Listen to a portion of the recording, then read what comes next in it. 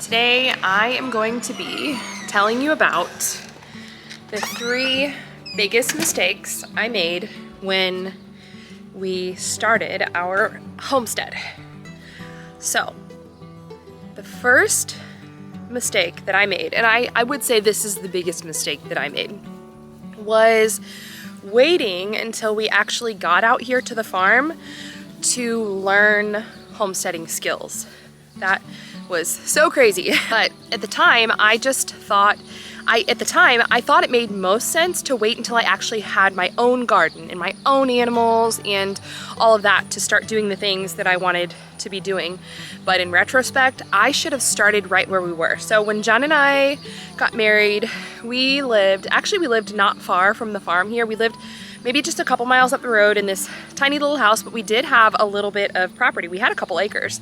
And looking back, I cannot believe I didn't start gardening and just doing what I could then with that space, because the lady who bought it from us and who lives there now, she has goats there and she has a bunch of stuff there. I totally could have started kind of homesteading on a small scale while we were there, because that is what I wanted to do. But I think I made the mistake that a lot of people make of thinking that we needed to be like on a farm, on a big farm. And this is a big farm, but now that we're here, I realized that I only used, let me show you, here's our house, okay?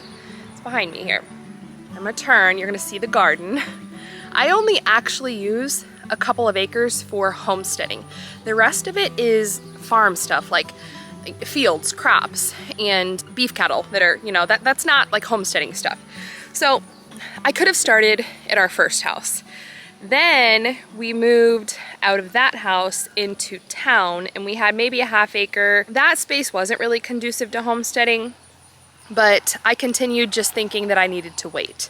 So skills that I could have been working on before we moved out here to the farm, things like bread making. You don't need a homestead to start a sourdough starter. You don't even need to do sourdough to start making your own breads from scratch. You can just use yeast and kind of get used to that and then work your way up to sourdough. I do love sourdough, and it's kind of nice knowing that, do you guys remember in like 2020 when you couldn't find yeast for a while? And I think that's when the sourdough craze started. I had already been making sourdough for a few years, but it's nice to know that you don't have to rely on, things from the store just to make simple things like bread. So you can start bread making right where you're at. You can find a co-op no matter where you live. If you live in an apartment, you can find a co-op that sells fresh eggs and raw milk, and you can find a CSA that has fresh produce. You can start all of that right where you're at. You can start canning right where you are. If you're part of a CSA, or if you find a CSA, that is a great way to learn to start preserving your produce, is start canning before you have a big garden. Because I can tell you from experience, learning to can and preserve the same year that you start a big garden is a huge task, especially if you're trying to do all of that with kids. So yeah, canning, preserving, learning how to freeze things, because there's a method to that. When you're freezing fresh produce, you want to, blanch and flash freeze. There's a way to do these things. So learn how to preserve food. What are some other things I could have started? Gosh, I could have learned about the things that I wanted to grow. So that's definitely a mistake that I made, is waiting to learn about the crops I wanted to grow until I was growing them. It's really easy to set up a big garden and to plant a bunch of stuff, and then it all comes in and you're like, what do I do with this? Learn how to take care of the plants that you plan on growing. Learn what kind of pests you need to watch out for, how to just prune and fertilize and all that stuff. Learn that wherever you are now while you're waiting on starting your homestead. So yeah, that's mistake number 1, is waiting to start and waiting to learn until we got out to our farm. And then when we got here, honestly, I was totally overwhelmed. And sometimes I still am really overwhelmed, thinking I should have started learning about this stuff before we moved here. All right, mistake number 2 would be what I planted on our first year here. Or I should say what I didn't plant. So we moved in October. And the following spring, I was ready to start gardening. So I started a raised bed garden, and that's what I started with. is just, you know, your basics: tomatoes, potatoes, green beans, onions, garlic, all that jazz. And that was fun, and I learned a lot, and I actually had a great gardening year. But what I wish I would have done that very first year is I wish I would have planted the things that take a few years to start producing. So I wish I would have planted fruit trees, berry bushes, like an asparagus patch would have been a really good one. Some really pretty flowers like peonies that take a few years to start producing. So things like that, I wish I would have started right when we moved in. And actually, even if you haven't built yet and you have property, that would be like, knowing what I know now, the first thing on my list is to plant some fruit trees, plant a berry patch, things like that, grapevines. We do have a lot of fruit trees now, and they're not producing yet, but they would be if I would have started right when we moved in. So that would be mistake number 2, is focusing on just my seasonal garden rather than putting that initial investment and energy into planting things that we're going to keep producing for us for years to come. We have 10 fruit trees that are around the border of our seasonal garden, and they're only a year old. They're already really big, so you can imagine how big they would be if I would have planted them 5 years ago when we first moved in. But live and learn. I'm just happy that they're in, and I'm excited to work on more things like this. Next spring, I've got John totally on board. He's really excited to put in some grapevines and a berry patch. We're going to do an asparagus patch and really make up for lost time with those things that will just keep producing year after year for us. These here at the end are peach trees, and they really, really took off.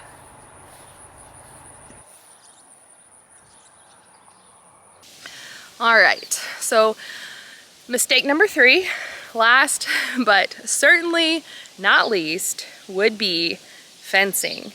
Oh my goodness. So this farm, you can kind of see some of the fencing here. This is a very, very old farm, and they have had pigs and cattle here.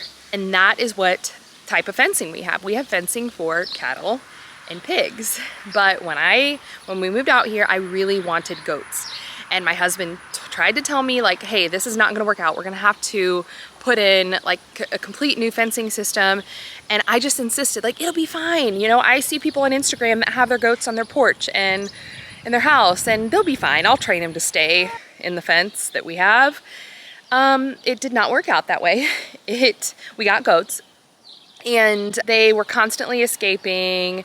It ended up just it was not a good situation. So I totally should have listened to my husband on that one and made sure that we had the right fencing. And this is one thing that I hear from homesteaders all the time, is that they regret buying animals before having their structure and their fencing in place. Because I can tell you right now, you can find really good deals on some pretty good animals like all the time. You can get chickens for like 10 bucks at the feed store, but then you come home and where are you gonna put them? You don't have a coop, you don't have a run. You can find, you know, I got my A2 Jersey heifers. I think I paid $1,400 for both, and they were a year old. I found them on Craigslist. So I was really proud of myself, got a good deal, but then I had to figure out how we were going to get them bred. So a lot of times the cheapest thing is going to be the cost of the animal, but you need to really think about your structure and your fencing before you start bringing animals onto your homestead, because it can turn ugly really, really quickly. So that would be, that would be mistake number 3. And let me think if there's anything else that goes along with that. Yeah, I mean, as far as when you start accumulating animals, you do need to think about, what is your goal? Is your goal just to provide enough for your family, for your homestead, or do you want to make a little profit? Do you want to breed and sell? Yeah, you need to think about all those things. And then as far as going beyond chickens into like goats and cattle and pigs, you need to think about breeding. What are you going to do for breeding? We've done AI. I've had a Jersey bull. I will never do that again. They're super, super mean. But yeah, I'm kind of going off on a tangent here. There's just so much to think about when you start bringing animals onto your homestead. And so think about all those things. But if I had to pick, you know, out of like your structures, your breeding, the number one thing that you need to think about is fencing. You got to contain these animals. Unless you live on like 5,000 acres in Wyoming or something, then I don't know, maybe you have some time. We live right along a highway, so fencing is very, very important for us. We cannot have animals escaping. And I'm sure for most of you, that's probably going to be the case as well. So just to recap, my 3 biggest mistakes. I've made a lot of mistakes, but my biggest ones is number 1, not starting where I was with what I had, like thinking I had to wait until we got to the farm to get started. That's totally the wrong way to do it. Number 2 is I started planting seasonal stuff before I planted, you know, my fruit trees and all that stuff. So that's a big mistake there. And then number 3 is failing to think about proper fencing and structure. Be sure to click subscribe before you go. I make videos on motherhood and homesteading and life here on our 5th generation farm.